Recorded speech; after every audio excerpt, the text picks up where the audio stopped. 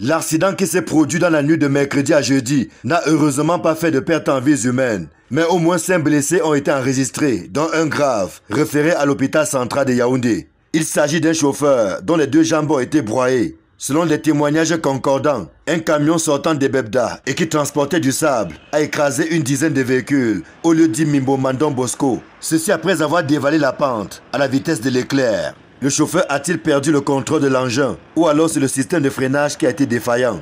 L'enquête ouverte au commissariat du 16e arrondissement à Mimboman permettra certainement de répondre à cette question et d'en savoir davantage. Le chauffeur qui s'y est rendu après son forfait a d'ores et déjà été auditionné, puis placé en garde à vue en attendant la suite des investigations.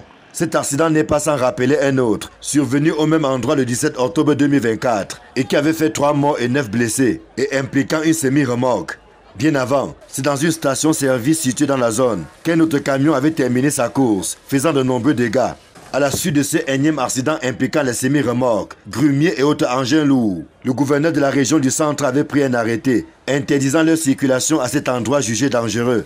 Cette interdiction n'avait duré que le temps d'un semblant de remords, puis les mauvaises habitudes ont repris le dessus. Les camionneurs avaient alors sollicité une voie de contournement, située non loin de là, mais dont l'état de dégradation laisse malheureusement à désirer.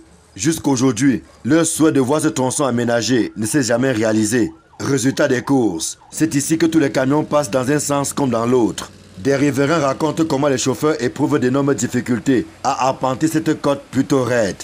C'est donc sans surprise que les accidents se multiplient sur cette route, très fréquentée par les habitants de Mimboman et de Kouaban, mais aussi les usagers en provenance ou en partance pour la région de l'Est.